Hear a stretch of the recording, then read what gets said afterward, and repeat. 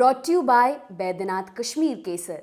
बैद्यनाथ कश्मीर केसर इस दिवाली बस मिठाई नहीं, बांटो स्वाद और खुशबू भी। उत्तराखंड की सिलक्यारा सुरंग, 41 मजदूर फंसे हैं सुरंग में। 17 दिन बीत चुके हैं, सभी सुरक्षित हैं, बस इतना पता लगा है। लेकिन देश के लोगों की और हम सब की निगाहें इस ओर हैं कि ये लोग कब बाहर निकलेंगे, कब दुनिया इनको देखेगी और कब ये लोग अपने घर वालों से मिलेंगे और कब ये अपने बच्चों को गोद में उठाएंगे। बड़ी बड़ी मशीनें फेल हो चुकी हैं क्योंकि मिट्टी नहीं, चट्टानें हैं जो अड़ जाती हैं और फिर फौलादी मशीनें हार मान जाती हैं। 48 मीटर की ड्रिलिंग के बाद अब मशीनों से नहीं, आगे की खुदाई मैनुअली हो रही है। उम्मीद कायम है कि फंसे हुए मजदूर जल्द ही सुरंग से बाहर निकलेंगे, ठीक वैसे ही जैसे थाईलैंड में आज से 5 साल पहले 12 बच्चे 18 दिन बाद एक गुफा से बाहर निकले थे, और ठीक वैसे ही जैसे पश्चिम बंगाल के रानीगंज में खदान में फंसने के बाद 65 मजदूरों की जान बचाई गई थी, और हाँ, ठीक वैसे ही जैसे 2010 में चिली में 69 दिन बाद 33 मजदूरों को एक खदान से बाहर निकाला गया था। आज हम आपको ये तीनों कहानियां सुनाएंगे, सच्ची कहानियां, वो कहानियां जो हाड़मास के बने इंसान के कभी हार ना मानने वाले जज्बे का सबसे जीता जागता उदाहरण बन गई। 23 जून 2018 थाईलैंड का एक छोटा सा कस्बा मे साई अचानक सुबह सुबह पूरी दुनिया की नज़रों में आ गया। 12 बच्चे और उनके कोच एक 4 किलोमीटर लंबी गुफा में फंस गए थे। बच्चों की उम्र 12 से 16 साल के बीच थी। ये घटना जिस गुफा में हुई थी उसका पूरा नाम है थमलुआंग नंगनॉन। उस दिन हुआ यूं कि स्थानीय फुटबॉल टीम के कुछ बच्चे खेल पूरा होने के बाद शाम को गुफा में घूमने पहुंच गए। साथ ही उनके 25 बरस के कोच भी थे। ये सब अक्सर घूमने जाया करते थे, लेकिन उस रोज़ उनसे एक गलती हो गई। उन्होंने इस बात का ध्यान नहीं रखा कि जून का महीना बारिश का महीना है और तब गुफा में पानी भर जाता है। गुफा के भीतर 3 किलोमीटर जाने के बाद उन्हें एहसास हुआ कि पानी बढ़ने लगा है। बचने के लिए वो गुफा के अंदर की ओर बढ़े। जब काफ़ी देर तक पानी यूं ही बढ़ता रहा, उन्होंने गुफा के अंदर एक जगह पर आसरा ले लिया, लेकिन अब तक वो पूरी तरह से अंदर फंस चुके थे। किसी को तैरना नहीं आता था और गुफा की तंग सकरी सुरंगों से तैरना वैसे भी नामुमकिन था। इधर गुफा के बाहर बच्चों के घर वाले उनके वक्त पर ना लौटने से परेशान थे। उन्हें पता था कि बच्चे अक्सर गुफाओं में घूमने जाया करते थे। वहां पहुंचकर उन्होंने देखा कि गुफा के बाहर बच्चों की साइकिलें खड़ी थी, तो समझते देर न लगी कि बच्चे अंदर फंस गए हैं। तुरंत बचाव दल के लोगों को बुलाया गया। थाईलैंड की नेवी के लोगों ने भी इसमें मदद की, लेकिन किसी को बच्चों का कोई सुराग नहीं मिला। बच्चे कुछ ज़्यादा ही अंदर थे, लेकिन पानी से भरी गुफा में घुसने के लिए केव डाइविंग आना बहुत ज़रूरी था। केव डाइविंग यानी गुफा में तैराकी, जिसके लिए विशेष ट्रेनिंग और कौशल की ज़रूरत होती है और दुनिया में चुनिंदा लोग ही इसका कौशल रखते हैं। बहरहाल केव डाइवर्स के आने तक कुछ न कुछ करना बेहद ज़रूरी था, इसलिए कई दिनों तक पंप की मदद से गुफा से पानी बाहर निकालने की कोशिश की गई। इसका भी कोई फ़ायदा नहीं हुआ। बीच बीच में होने वाली बारिश से दोबारा पानी अंदर जा रहा था। 5 दिन बाद भी जब सारी कोशिश बेनतीजा रही तो थाईलैंड की सरकार ने विदेशों से मदद मांगी। यूके, अमेरिका और ऑस्ट्रेलिया से खास तौर पर केव डाइवर्स बुलाए गए। इन लोगों ने अंदर जाने की कोशिश की, लेकिन ये काम मुश्किल साबित हो रहा था। पहला तो गुफा के अंदर पानी के बहाव की दिशा उल्टी थी। गुफा में कई जगह खड़ी चट्टानें थी, कहीं वो इतनी सकरी हो जाती थी कि आदमी खड़ा भी नहीं हो सकता था। इसके अलावा ये पूरा रास्ता घुप अंधेरे में था और इसके बीच मटमैले पानी से तैरकर किसी शख्स को यहाँ से गुजरना होगा। ये सब करते करते 1 हफ्ता गुजर गया। वक्त बीतता जा रहा था।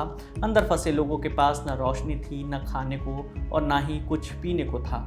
ऊपर से गुफा में ऑक्सीजन का स्तर भी लगातार गिरता जा रहा था। उम्मीद कम थी, फिर भी बचाव दल काम करता रहा। फिर 1 जुलाई के रोज़ उम्मीद की एक किरण नजर आई।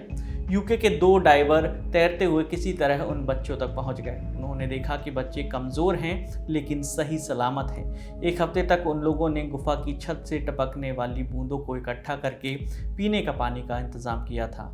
अगला चरण था उन्हें सकुशल बाहर वापस लेके आना। लेकिन जब इस रेस्क्यू ऑपरेशन की तैयारियां शुरू हुई, 6 जुलाई तक दुनिया भर से लगभग 100 तैराक इस काम के लिए थाईलैंड पहुंचे। गुफा से पानी पंप किए जाने का काम जारी था ताकि ऑपरेशन में आसानी हो सके। 7 जुलाई को अधिकारियों ने अचानक ऐलान किया कि वो तुरंत रेस्क्यू ऑपरेशन शुरू कर रहे हैं।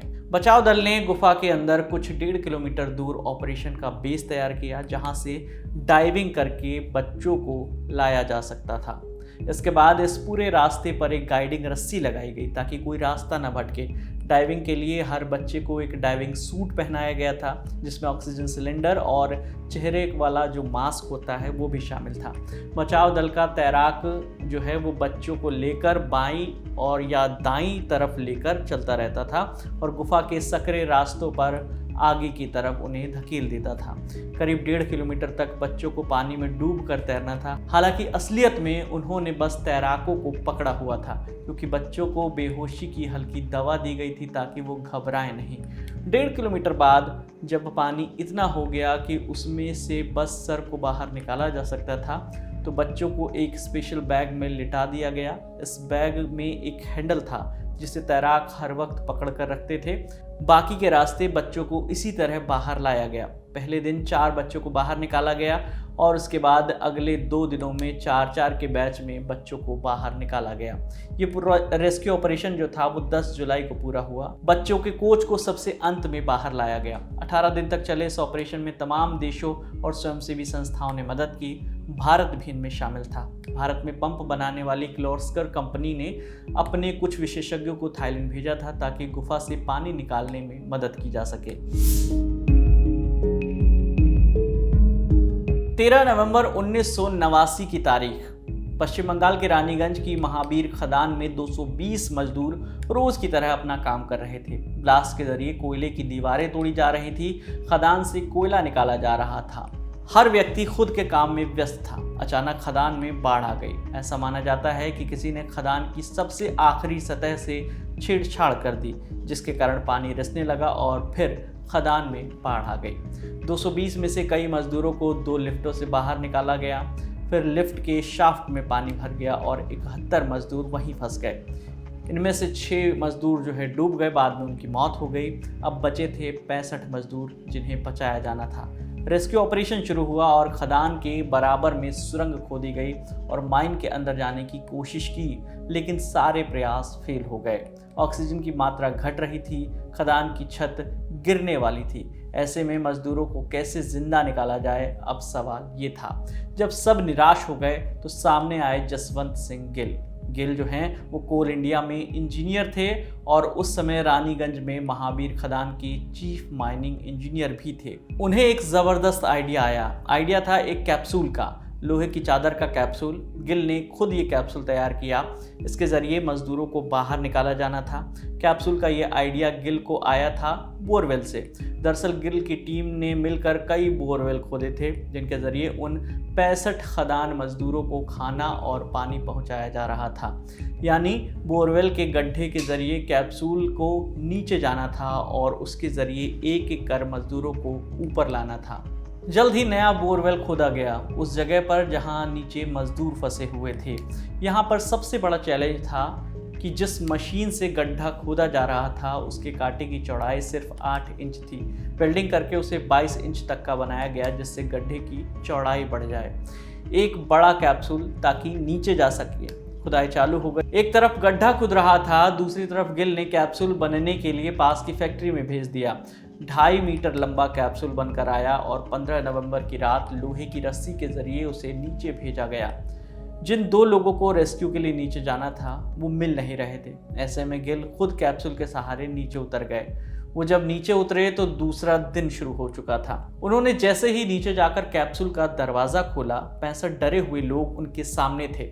उन्होंने सबसे पहले जो है पास खड़े हुए मजदूर को कैप्सूल में अंदर खींचा। स्टील पर हथौड़ा मार कर ऊपर खींचने का इशारा किया। उन्हें ऊपर खींचा गया। ऊपर पहुंचे और फिर एक एक करके सभी मजदूरों को बाहर निकाला गया।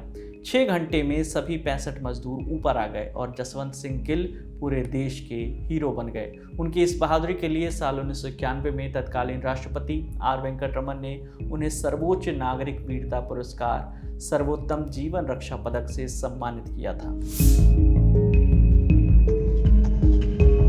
5 अगस्त 2010 की बात है। चिली में कॉपर सोने की एक खदान में 33 मजदूर काम कर रहे थे। तभी खदान के अंदर गुफानुमा रास्ते का एक हिस्सा अचानक से टूटकर गिर गया। सभी 33 लोग जमीन से करीब 700 मीटर नीचे फंस गए। वो जहाँ फंसे थे वो जगह खदान के मुहाने से लगभग 5 किलोमीटर दूर थी। उनके जिंदा बच निकलने की उम्मीद बहुत ही कम थी। शुरू में खदान के मालिकों ने रेस्क्यू ऑपरेशन चलाया, लेकिन जब उन्हें सफलता नहीं मिली तो फिर सरकारी कंपनी ने इस पूरे रेस्क्यू ऑपरेशन की कमान संभाली। कई दिनों तक रेस्क्यू में लगे रहने के बाद रेस्क्यू टीम को वो तरीका याद आया जिसे साल 1989 में भारत के बंगाल में जसवंत सिंह गिल ने इजाद किया था और 65 मजदूरों को एक खदान से जिंदा बाहर निकाला था, यानी लोहे की चादर के कैप्सूल बनाकर बोरहोल्स के जरिए मजदूरों तक पहुंचना। चिली सरकार ने भी इसी आइडिया पर काम शुरू करवाया। खदान के ऊपर जगह जगह पर कई बोरहोल किए। हादसे के 17वें दिन रेस्क्यू की एक टीम एक कैप्सूल के जरिए खदान के एक हिस्से में गई, जहां उन्हें एक नोट मिला। लिखा था, शेल्टर में हम ठीक हैं सभी 33 लोग। जिस शेल्टर की बात नोट में लिखी थी वो एक इमरजेंसी शेल्टर था जो 50 वर्ग मीटर एरिया में फैला हुआ था, यानी मजदूर इसी में थे।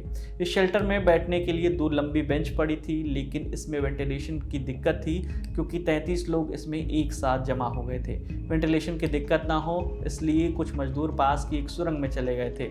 जब मजदूरों का नोट मिला तो रेस्क्यू टीम का हौसला बढ़ गया, क्योंकि अब ये पता चल गया था कि मजदूर जिंदा हैं और कहाँ हैं। फिर चिली की पूरी सरकार सिर्फ इसी काम में जुट गई। नासा से लेकर दुनिया भर की कई एजेंसियों ने उनका सहयोग किया।